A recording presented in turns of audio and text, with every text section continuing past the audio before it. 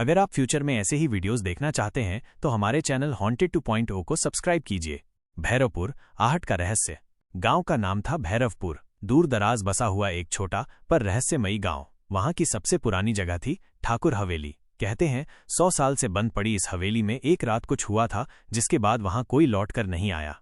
संध्या का समय था, सूरज डूब रहा था और लालिमा आसमान में फैल चुकी थी। गांव के बच्चे खेलते खेलते अचानक चुप हो गए जब हवेली की तरफ से हल्की सी आवाज आई। खट खट। किसी ने दरवाजा खोला क्या? एक बच्चा बोला। नहीं रे, वो हवेली तो सालों से बंद है, कोई नहीं रहता वहां, दूसरे ने कहा। पर आवाज साफ थी, जैसे कोई अंदर चल रहा हो। शहर से पत्रकार शिखा रावत अपने एक रिपोर्टिंग प्रोजेक्ट के लिए भैरवपुर आई थी। उसने सुना था इस गांव में रहस्यमयी घटनाएं होती हैं। जब वो गांव पहुंची तो सबने उसे ठाकुर हवेली के पास जाने से मना किया। मैडम, वो हवेली शापित है, वहां जो भी गया लौटा नहीं। एक बुजुर्ग बोला। पर क्यों, क्या कोई भूत है वहां? शिखा ने पूछा। बुजुर्ग की आंखें भय से चौड़ी हो गईं। वो भूत नहीं है, वो तो आहट है जो पहले सुनाई देती है और फिर बस अंधेरा होता है।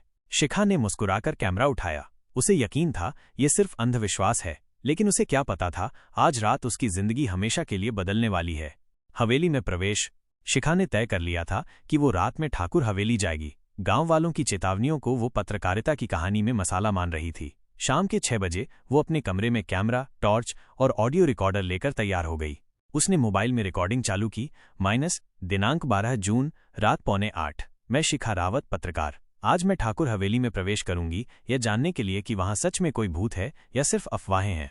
गांव के बाहर जाने वाली संकरी पगडंडी से होकर वो हवेली तक पहुंची। हवेली के बाहर सन्नाटा पसरा था। विशाल लोहे का फाटक झुका हुआ था, उस पर जंग लगे ताले के निशान थे, लेकिन ताला टूटा हुआ था, जैसे किसी ने हाल ही में तोड़ा हो। किसने तोड़ा ये ताला? शिखा ने बड़बड़ाया। हवेली के अंदर कदम रखते ही एक ठंडी हवा का झोंका उसकी ओर आया। कमरे के भीतर धूल जमी थी, जाले लटके थे और दीवारें काई से भरी हुई थीं। लेकिन हवा, वो सामान्य नहीं थी, जैसे कोई सांस ले रहा हो भीतर। टप टप। उसके कदमों की आहट में एक और धीमी आहट मिली। वो चौंकी। कोई है यहाँ? उसने टॉर्च घुमाई। कोई नहीं था। फिर उसने देखा एक तस्वीर। एक बूढ़े आदमी की गहरी आंखें, लंबा चेहरा और माथे पर तिलक। नीचे लिखा था ठाकुर हरिनाथ सिंह, स्वामी एवं अंतिम निवासी। अचानक कमरे में एक धीमी आवाज गूंजी। तुम लौट क्यों नहीं जाती? शिखा ने पलट कर देखा, लेकिन पीछे कोई नहीं था। उसकी रिकॉर्डिंग चालू थी और आवाज उसमें भी रिकॉर्ड हुई थी। अगर ये कोई गांव वाला है तो कैसे अंदर आया, उसने सोचा। या फिर कोई सच में? वो कमरे से बाहर निकलकर उस बड़े हॉल में पहुंची जहां एक विशाल झूमर लटक रहा था। हॉल के बीचों बीच फर्श पर एक गहरा लाल धब्बा था। उसने कैमरा जूम किया। ये खून का धब्बा लगता है, पर अगर 100 साल से ये जगह बंद है तो खून अब तक ताज़ा क्यों दिख रहा है? वो धब्बे के पास झुकी, तभी झूमर झनझना उठा। छन छन छन छन। झूमर खुद ब खुद हिलने लगा, बिना हवा के। फिर उसे 2 परछाइयां दिखीं, लंबी, धुंधली, दीवार के पास, और एक परछाई धीरे धीरे उसके पीछे आ रही थी। शिखा ने मुड़ने की हिम्मत की। पीछे कोई नहीं था, लेकिन कैमरे के फोकस में वो परछाई दिखाई दे रही थी। तहखाने का रहस्य। शिखा घबराई नहीं।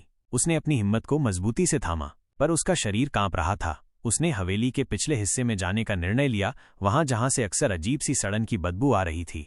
दरवाजा खुद से खुला। अंदर एक अंधेरा कमरा था। फर्श पर किताबें बिखरी थीं। एक पुरानी डायरी पड़ी थी जिस पर लिखा था हरिनाथ सिंह की निजी डायरी। उसने डायरी खोली। पन्ने पुराने थे पर अक्षर साफ थे। लिखा था, रात के 12:07 मुझे फिर से वो सुनाई दिया। आहटे, वो अब मेरे पास आ रही हैं। मैंने जो किया उसकी सजा मुझे मिल रही है। वो लड़की अब भी यहीं है, वो लौटकर आई है। शिखा ने झटके से डायरी बंद की। कौन लड़की? उसने पूछा, पर जवाब में हवेली में फिर से वही धीमी सी आहट गूंजी। धप धप धप। कदमों की आवाज, जैसे कोई भारी शरीर लिए चल रहा हो। और फिर चीख, बचाओ। वो आवाज हवेली के तहखाने से आई थी। शिखा दौड़ पड़ी। हवेली का तहखाना लोहे की सीढ़ियों से नीचे उतरता था। वहां अंधेरा और घुटन थी। दीवारों पर खून के धब्बे थे और जमीन पर मिट्टी में खिंची लकीरें, जैसे किसी को घसीट कर लाया गया हो। शिखा ने टॉर्च चमकाई। आगे एक लड़की बैठी थी, बाल बिखरे हुए, कपड़े फटे हुए और चेहरा पीला। तुम कौन हो? शिखा ने पूछा। लड़की ने सिर्फ इतना कहा, आहट अब तुम्हें भी नहीं छोड़ेगी। फिर उसके शरीर से धुएं जैसी एक परछाई निकली और दीवार में समा गई। शिखा चीख पड़ी। सब कुछ रिकॉर्ड हो रहा था, पर कैमरे की स्क्रीन ब्लैक हो गई थी। उस रात शिखा नहीं लौटी। राहुल की तलाश। शिखा के गायब होने के 2 दिन बीत चुके थे। गांव में एक बार फिर खौफ का साया लौट आया था। ठाकुर हवेली के चारों ओर गांव वालों ने धागे और नींबू मिर्ची टांगे, लेकिन किसी को यकीन नहीं था कि ये सब अब किसी काम का था। वो लड़की भी चला गई, जैसे पहले भी कई गए थे। बुजुर्ग पंडित विष्णु दत्त ने कहा। गांव की सरपंच रज्जो देवी ने शिखा की गुमशुदगी की रिपोर्ट पुलिस में दी, पर गांव का थानेदार जानता था कि उस हवेली से अब तक कोई लौट कर नहीं आया। वो बस अपनी ड्यूटी निभाने आया था, माइनस दिखावे के लिए। शिखा की रिकॉर्डिंग कैमरे से पुलिस ने कुछ हिस्सा देखा, लेकिन फिर अचानक स्क्रीन काली हो गई थी। वो परछाई वाला क्षण सबके रोंगटे खड़े कर गया था। तीसरे दिन गांव में रहने वाला एक नौजवान राहुल, जो शिखा का दोस्त भी था, शहर से आया। उसे शिखा के गायब होने की खबर मिली थी। मुझे उसकी तलाश करनी है, वो इतनी आसानी से नहीं गायब हो सकती। राहुल को गांव वालों ने मना किया, वो हवेली किसी को नहीं छोड़ती। राहुल बोला, अगर उसे कुछ हुआ तो मैं चैन से नहीं रह सकता। उसी रात वो कैमरा और एक ओल्ड स्कूल स्पिरिट डिटेक्टर लेकर हवेली की ओर निकल पड़ा। रास्ते में पेड़ के पीछे से किसी ने फुसफुसाया, माइनस मत जा, मत जा। राहुल रुका, पर कुछ नजर नहीं आया। हवेली के फाटक तक पहुंचा। हवा में अजीब सन्नाटा था, जैसे चारों ओर कोई देख रहा हो। हवेली में कदम रखते ही उसे वही ठंडी हवा का झोंका महसूस हुआ जो शिखा ने महसूस किया था। दीवारें अब और भी काली हो गई थीं। तस्वीरों पर धूल नहीं थी, जैसे कोई हर रात उन्हें साफ करता हो। वो डायरी वाले कमरे में गया, माइनस पर डायरी गायब थी। तभी उसके कानों में धीमी सी कानाफूसी गूंजी, माइनस शिखा आई थी। अब तुम आए हो, अगला कौन? राहुल ने टॉर्च घुमाई और दीवार पर खून से लिखा था, हम सब वही हैं जो आहट बन गए। राहुल भी बना आहट। राहुल को अचानक नीचे से किसी के रोने की आवाज आई। वही तहखाना, वही डर। वो सीढ़ियों से उतरा। दीवारों पर अब हाथों के लाल निशान थे, जैसे किसी ने बचने की कोशिश की हो।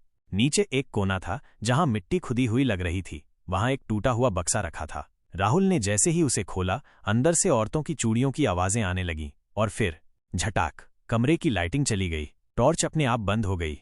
अंधेरे में वो आवाज आई, वो आहट। थप थप थप, धीरे धीरे पास आती हुई। सांसें तेज होने लगीं। फिर एक जानी पहचानी आवाज, राहुल। शिखा की आवाज। वो पलटा, माइनस, और वहां वो खड़ी थी। बाल बिखरे, आंखें काली, शरीर सूखा हुआ। शिखा, तुम जिंदा हो? उसने पूछा। उसने जवाब नहीं दिया, बस मुस्कुराई। मैं अब वही हूं जो हवेली चाहती है। फिर अचानक उसकी आंखें काली हो गईं और कमरे में चीख गूंजी, अब तुम भी बनोगे आहट। राहुल की चीख हवेली की दीवारों से टकराकर गूंज उठी। पुराना सच सामने आया। अगले दिन गांव में कुछ बदला हुआ था।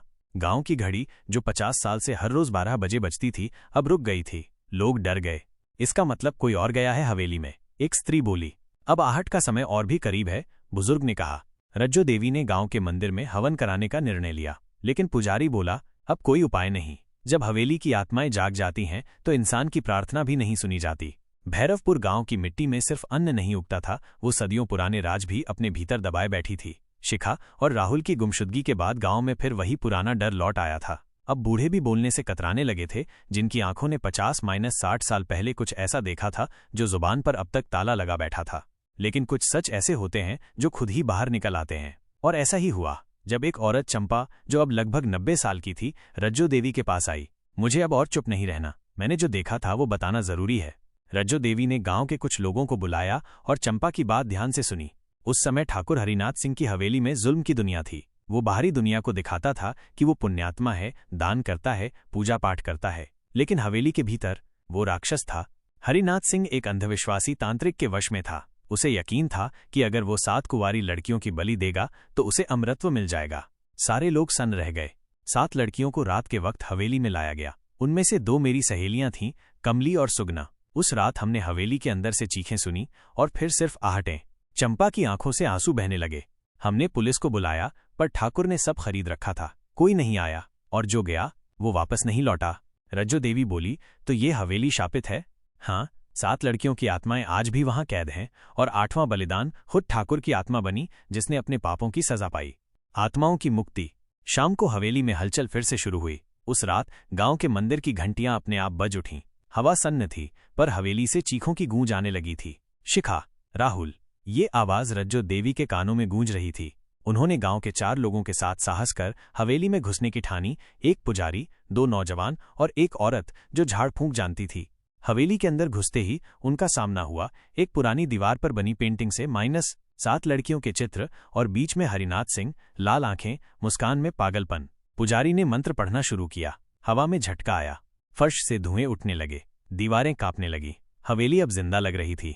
हम उन आत्माओं को मुक्त करने आए हैं, पुजारी ने चिल्लाया। और तभी धप धप धप 7 परछाइयां सामने आईं। उनकी आंखों में पीड़ा थी। वे हवा में तैर रही थीं। हमें बचाओ, वे बुदबुदा रही थीं। पुजारी ने पूजा जारी रखी। तभी जमीन फटी और वहां से निकला एक भयानक चेहरा, हरिनाथ सिंह की आत्मा। वो हंस रहा था। कोई मुझे नहीं रोक सकता, ये हवेली मेरी है। उसने पुजारी को उठाकर फेंक दिया। दीवारें खून से भीगने लगीं। हर तरफ चीखें, चूड़ियों की झनकार, कदमों की तेज आहटें और फिर अचानक शिखा की आवाज। मुझे जाने दो, रज्जो देवी ने हिम्मत कर कहा। तेरा पाप अब और नहीं चलेगा हरिनाथ। उसने गंगाजल फेंका, मंत्र पढ़ा। हरिनाथ चीखा, नहीं, ये हवेली, ये आत्माएं, ये मेरी शक्ति हैं। उसकी आत्मा तड़पने लगी। शिखा और राहुल की देहें जमीन पर गिर पड़ीं, बेहोश लेकिन जिंदा। और उसी क्षण हवेली की दीवारों से एक के बाद एक साथ रोशनी उठी। 7 आत्माएं मुक्त हो गईं। आखिरी आहट सुनाई दी, माइनस, थप और फिर सन्नाटा। आहट का अंत। शिखा और राहुल को होश आया। दोनों ने सब कुछ रिकॉर्ड किया था। शहर लौटकर उन्होंने ये डॉक्यूमेंट्री बनाई, आहट, the haunted truth of Bhairavpur. गांव में हवेली को तोड़वा दिया गया। वहां अब एक मंदिर है, लेकिन रात के 12:07 पर कुछ लोग अब भी कहते हैं उन्हें आहटें सुनाई देती हैं। क्या सच में सब खत्म हुआ या आहट अभी बाकी है? 3 महीने बाद मुंबई। शिखा की जिंदगी धीरे धीरे सामान्य हो रही थी। भैरवपुर से लौटने के बाद डॉक्यूमेंट्री हिट हो चुकी थी। मीडिया ने उसे ब्रेव रिपोर्टर का खिताब दिया था। पर शिखा जानती थी, जो उसने देखा, जो उसने महसूस किया, वो महज कोई किस्सा नहीं था। पर अब रातें फिर डरावनी होने लगी थीं। हर रात 12:07 बजे उसका मोबाइल अपने आप ऑन हो जाता। स्क्रीन पर वही ब्लरी फुटेज चलता जिसमें हवेली का तहखाना था। ये कैसे हो सकता है? मैंने तो वो क्लिप डिलीट कर दी थी। रात को नींद में उसे फिर वही आवाज सुनाई देने लगी, शिखा, धीरे किसी तहखाने से आती हुई। तू वापस क्यों आई? शिखा बिस्तर से उठ बैठती। चारों ओर सन्नाटा होता, लेकिन फिर फर्श पर कदमों की हल्की आवाज, थप थप थप। अगली सुबह उसके कमरे की दीवार पर खून से लिखा था, हम अब भी यहीं हैं। इसी बीच राहुल, जो उसी एक्सपीरियंस से गुजरा था, अचानक गायब हो गया।